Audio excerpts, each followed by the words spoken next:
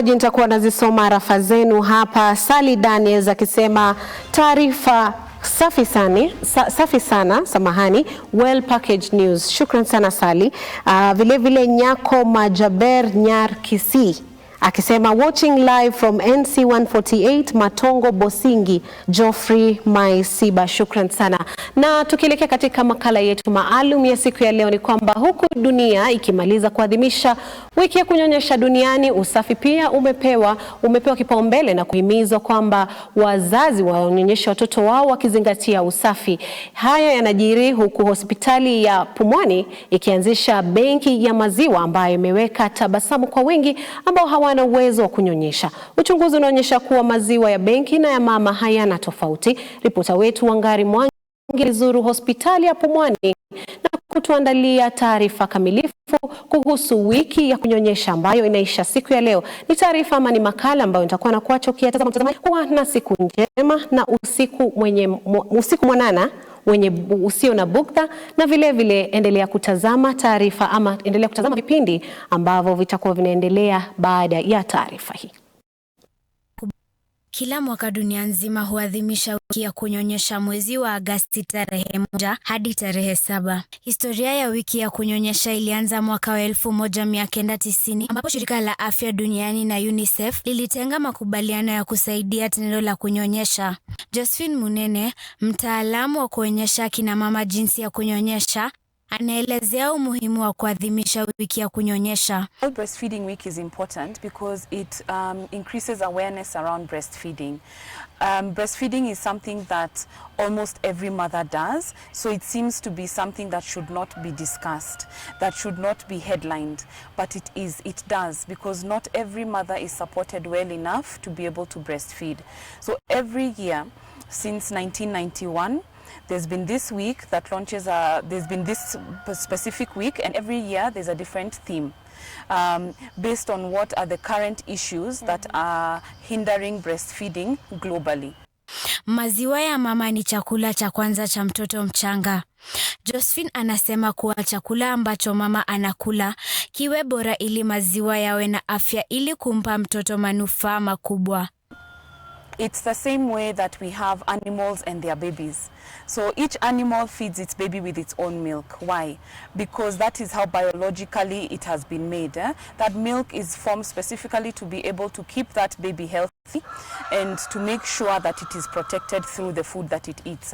It's exactly the same for human beings. So you can imagine if we didn't have alternatives, if we were not drinking other animals' milks like we do, we would have to breastfeed. So that is the first food that has been created by our bodies for our babies. We are very lucky to have alternatives. Should we not be able to breastfeed? Should we not be able to produce? At least we have alternatives. But ideally, human breast milk is made specifically for human babies. It reduces the risk of cancer, especially ovarian cancer and breast cancer, because it suppresses estrogen, which is produced now. Higher estrogen can lead to more cases of these types of cancers. So now that you're breastfeeding, a mother is breastfeeding, that is why she has less likelihood of getting those particular cancers. Kila siku watoto zaidi ya 100 huzaliwa. Kati yao kuna wale ambao wanaokosa kunyonya maziwa ya mama kwa sababu moja au nyingine. Je, watoto kama hawa husaidika vipi? Ni siku mpya katika hospitali ya PUMWANI, nafasi nyingine kwa Winfred Musyoka kupeana maziwa yatakayomsaidia mtoto mwingine yeyote, kwani ana maziwa si haba ambayo yanaweza kuhifadhiwa katika benki ya maziwa. Musyoka alijifungua katika hospitali hii baada ya kupata mtoto wake mapema kabla ya siku zake. Je, ni kipi kilimfanya achukue hatua hii? Mimi ni mzazi, so when I used to come, nilikuwa nakuja hapa nursery. Tulikuwa tushaambiwa kuna watoto hawana wazazi, wengine wazazi wao wako Kenyatta, Kenya. So nikiangalia wale watoto nikawahurumia, na juu nilikuwa na maziwa mingi, and that time mtoto wangu hakuwa anakunywa mingi. Nilikuwa mtu nampatia like 5 meals, na sasa hiyo kuna wale wengine wanalia hawana.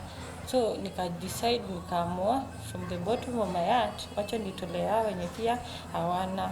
Faustin na Sambu ni kati ya wanawake ambao wamenufaika kwa kujitolea kwa kina mama ambao hupeana maziwa kwa hiari yao. Alijifungua na kisha akagonjeka ikabidi kulazwa katika hospitali ya Kenyatta na kuacha mapacha wake katika hospitali ya Pumwani. Aliporudi, alipata watoto wake wana afya mzuri kwani walinyonyeshwa kutumia maziwa yaliyohifadhiwa katika benki ya maziwa.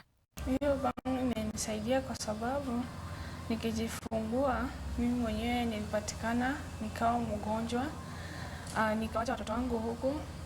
Shida yenye nilikuwa nayo ilibidi wakanirifaa Kenyatta, nikaacha watoto wangu for 2 weeks, na kwa kweli hiyo maziwa ndio walikuwa wanaitumia, hakuna maziwa mengine walikuwa wanakunywa. Sasa vile nilirudi ndio nilijaribu maziwa yangu kutoka pole, lakini hiyo maziwa ndio imekuwa ikisaidia watoto wangu, wameongeza kilo, wako na afya na wako sawa kabisa, sioni shida yoyote. Mama huyu wa mapacha anasema kuwa maziwa ya benki hayawezi kuwadhuru watoto wake na anatoa sababu zake. Kulingana na hiyo maziwa venye wanaelezea inapitia kwa vipimo 8, kwa hivyo iko sawa kabisa. Kwa hivyo nashukuru madaktari hapa kwa yote ni walinifanyia.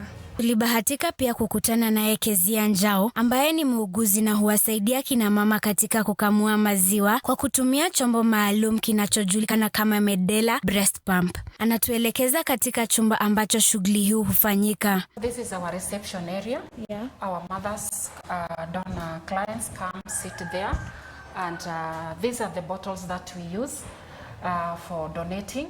And that's, you can see it is labeled red. Yeah. It is ready to be given to a mother to donate milk in. The same bottle is used in pasteurization. So it's a very unique kind of bottle because it withstands that high degrees. Yeah. This is our reception area. Yeah. The counselor sits there, and the nutritionist sits here. Then these are our expression cubicles.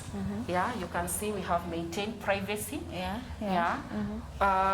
We use, some mothers may choose to express milk manually, but most of the mothers prefer using the breast pump. We have these breast pump are the ones we are using. These are the breast pumps that we use. Medela breast pump, it's a very unique one, a very nice one, because you fix into the breast cups, you fix the both of them. When a clients come, you just express both breast simultaneously. So it saves time for the mother to express the milk. Medela breast pump is a very good breast pump. Kezia sasa anatueleza jinsi mama anavyojisajili kabla ya kupeana maziwa. In this milk bank, we start by creating awareness to the mothers that we have such a facility, and we explain to them the importance of the facility. And after that is when we recruit the mothers, and we go one-on-one to the mothers who have their babies in the unit. So we go one-on-one and talking to the mothers who have surplus milk, breast milk. That is to mean the mother has enough for her baby, and still after breastfeeding her baby or expressing for her baby, still she remains with a lot of milk in the breast. So we talk to them, and we request them, because it's supposed to be a volunteer. The mother has to volunteer and not coerced in any way. Baada ya mama kukamilisha usajili, once the mother has agreed to donate the milk, she comes to the bank and meets a counselor. The counselor is me. I receive the mother, and I take her through a brief counseling just to allay anxiety, because to anyone, when you are doing something for the first time, you have a lot of anxiety. I also take the client through a questionnaire that assists us to get to know the kind of lifestyle this mother has been living, because we try as much as we can to make sure that we receive donated milk from a mother who has been living a healthy lifestyle. And that questionnaire is self-directed. the response is supposed to be yes or no. So any yes response disqualifies that mother from continuing to be a donor. And when you disqualify a mother, she requires to be counseled again so that she doesn't stop even breastfeeding her baby. So I recounsel her so that she feels, as much as we have refused to receive her milk, she feels the milk is still safe for her baby. So for the client who passes the questionnaire, we continue. So again, I explain to that client all the process that the donated milk goes through to be safe milk, because we try as much as we can to make sure the milk we are giving to those babies is milk which is safe. After that, still in the same stage, we obtain an informed consent from the mother.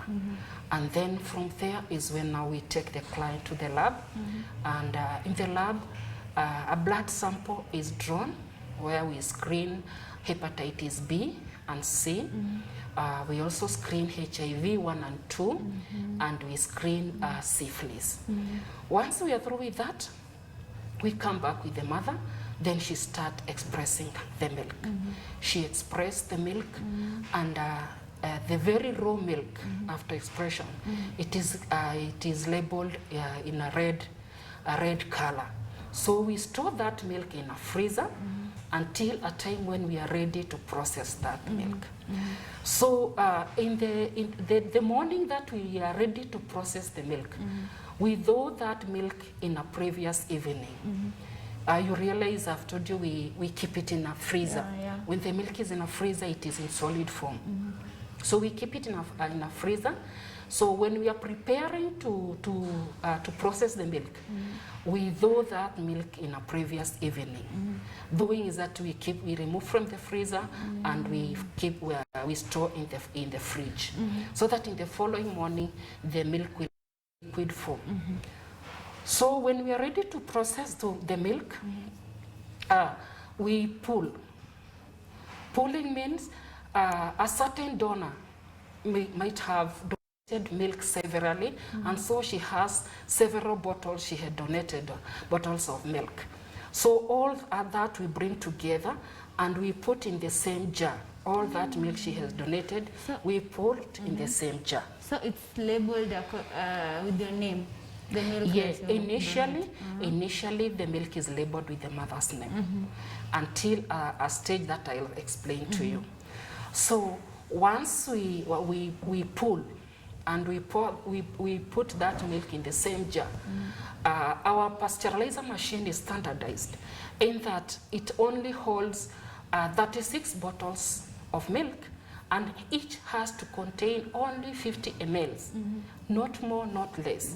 So this milk that we have poured in the same jar, we divide in those bottles, 50 ml, and every session of pasteurization takes 36 bottles. Okay? Yes. Then at that point, we take a pre-sample. We call it a pre-pasteurization sample. And we take it just as a small amount, like 5 ml. We take to the lab for screening. Then from there, because the results cannot come out immediately, it takes like 24 hours. We go ahead with pasteurizing the milk. We pasteurize, and in the process of pasteurization, milk, it takes around 2.5 hours, because there's a pre-warming stage and then the real process stage.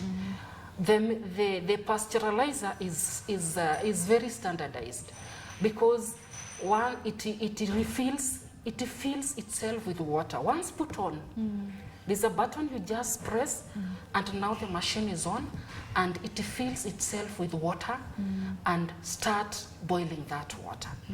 When pre-warming stage ends, the machine alarms and it tells you now you can immerse the bottles that you have prepared with milk. Once you do that, it takes around 2 hours.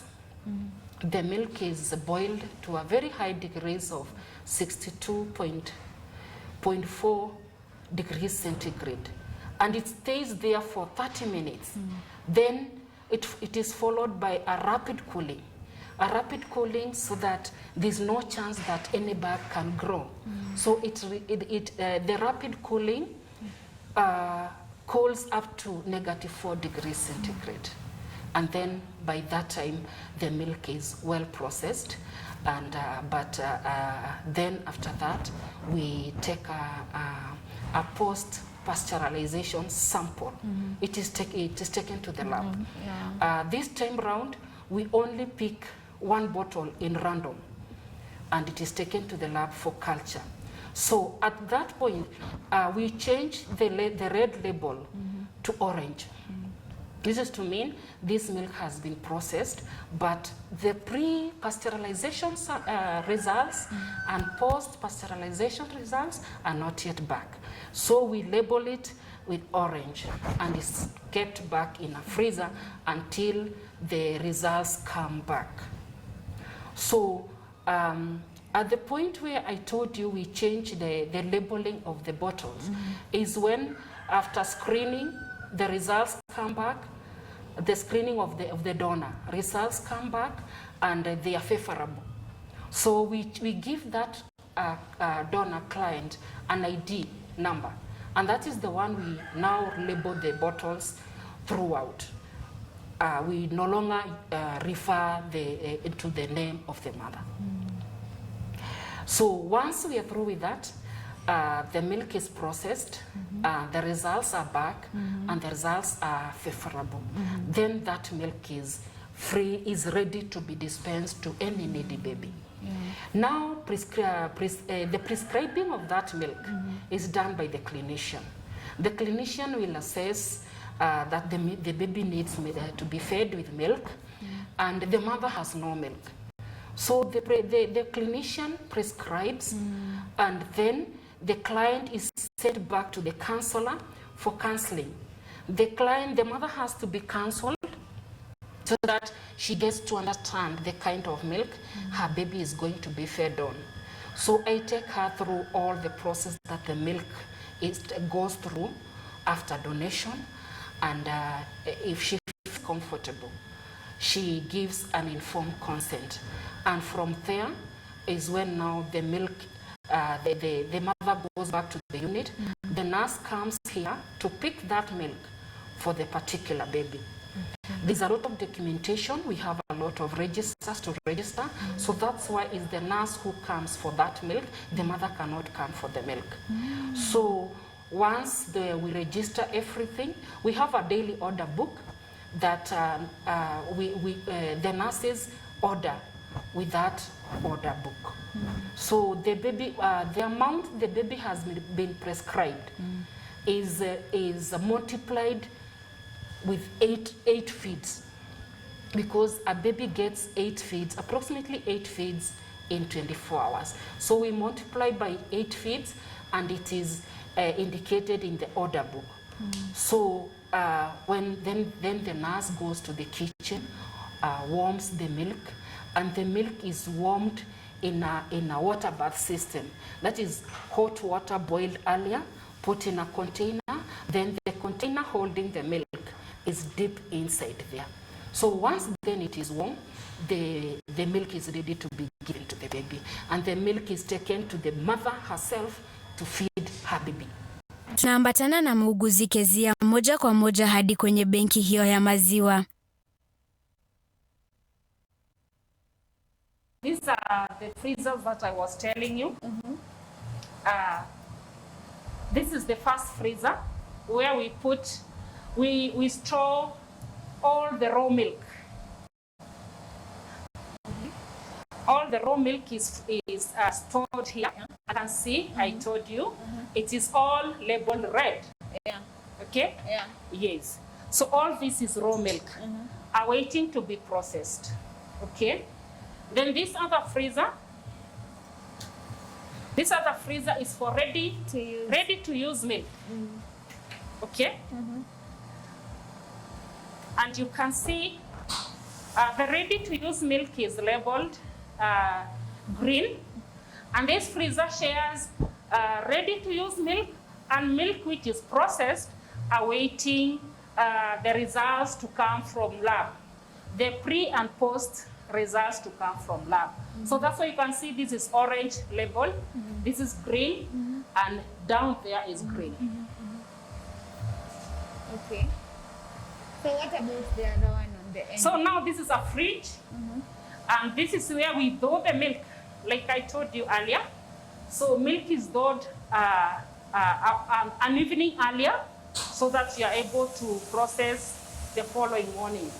And for now, this one there's a few milk there.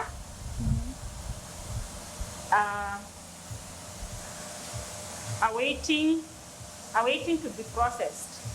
This other one is a dishwasher, and this is the one we wash every item, equipment that we use here, the bottles, the milk bottles, the pumps, the pumps, they are washed from here.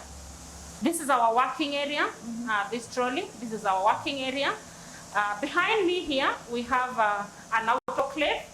So every equipment that we use here, it is autoclaved. And autoclaving, as we all know, it kills all the germs. Okay? Then here is, now this is a pasteurizer.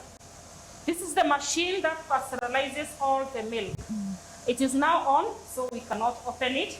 This milk which is in process. So this is another fridge where we put milk which has been thawed.